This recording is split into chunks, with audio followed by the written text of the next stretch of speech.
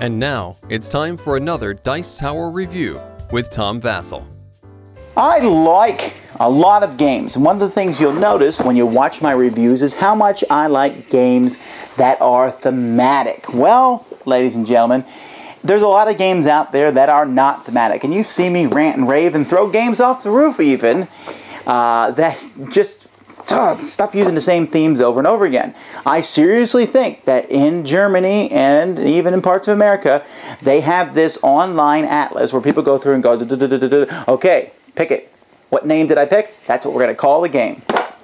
Because we have so many games, even the ones that I keep and like, just different names of countries and places. Well, that's what I thought when I heard about this one. Lancaster. Woo! No, that's a great place to go. Shady Maple. The Choo Choo Barn. Hershey's Park.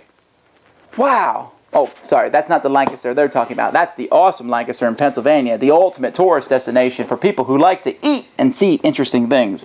But this is a game by Queen Games, which is about the Lancaster area of Great Britain and trying to control different areas and have people come over and eat at your dinner.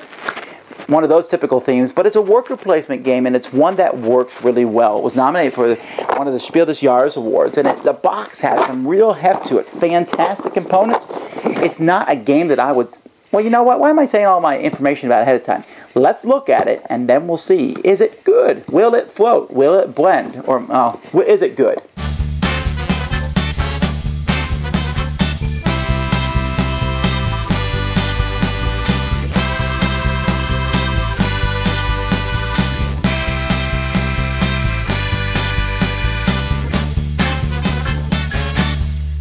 I'll start out by saying, as much as I like Queen Games, I've never quite understood the way they do their rule books. You know, you open a rule book and you're like, well, it's telling you how to play. How do you set up? Well, setup's on its own separate sheet, and then which is also the, talks about the game. And I guess that makes sense to some degree, but it'd be nice if everything was in one spot, so when you're referring around, you can look at things. But anyway, here you can see a board of the bottom of England. And each player will have their own player board that they will have in front of them. And what you're trying to do in this game is you're trying to get the most points. Okay, that's nothing, too untypical. But you're going to get a pile of knights that you will have over the course of the game. Now, what's cool about these knight pieces is that the value of the knight itself, you can see this is the value 4. Well, here we have value 1. You can see that the height of each piece shows how valuable it is. So you can see the 4, 3, 2, and the 1 knight there all have different heights, which means when you place them on the board, it's very obvious, who is winning in any particular place, who has the most powerful knight. Unfortunately, players only start with a level 1 and a level 2 knight.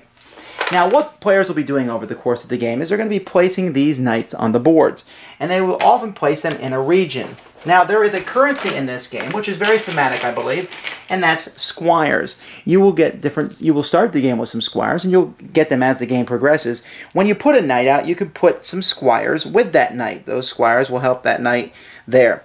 So if I put a 1 and 2 squires here, I now have a total strength of 3 in Bedford.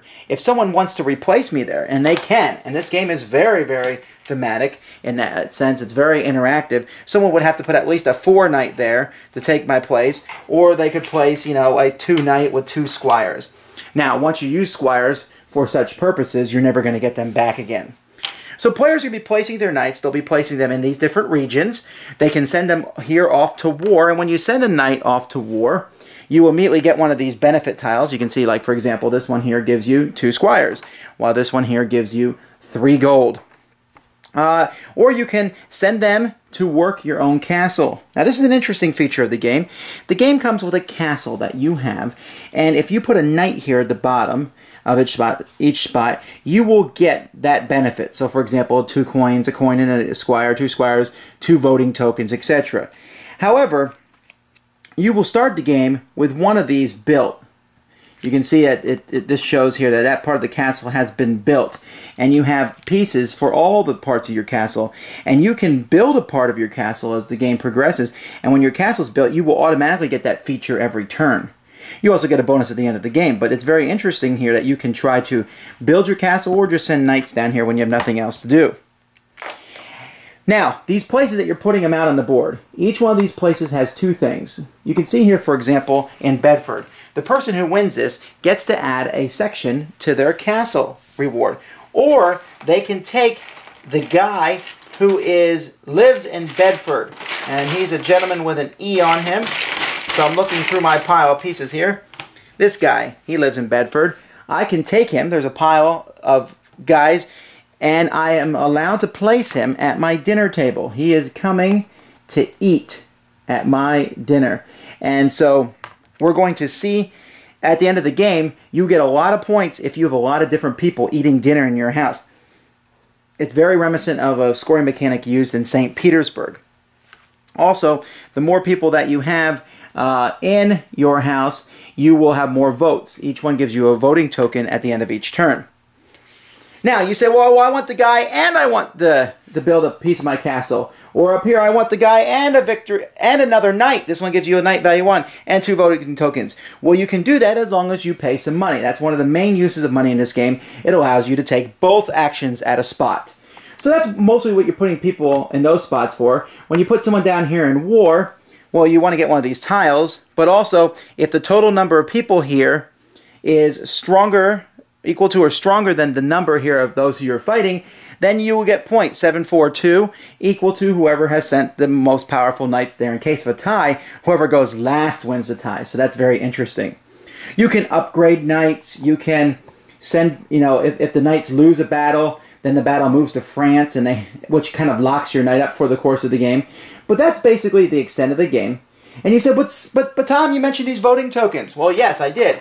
And that's because we have a special board here. And at the end of each round of the game, after everyone places their knights and takes them off and so on, we have 3 laws that are going to go into effect. But before these 3 laws go into effect, we're going to vote on 3 new laws. And each player has a yes or no token that they can secretly bid, and the majority will win. We'll vote on a new law. If a new law comes into place, it pushes over and knocks out one of the old laws. And so you'll vote yes or no on each of the new laws. And you can use voting tokens to add to your vote, but if you do so, then you will lose those voting tokens and you have to get them back in some other way. These laws then immediately take effect. For example, this one says whoever has the most money gets to upgrade one of their knights. Whoever has the most squires gets a new level 1 knight.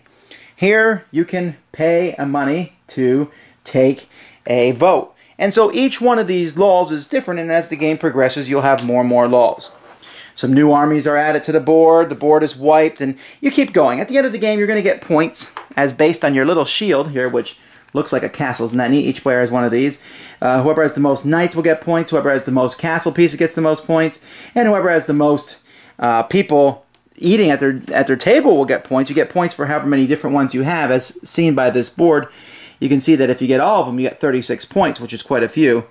While if you only get 4, you get 6 points.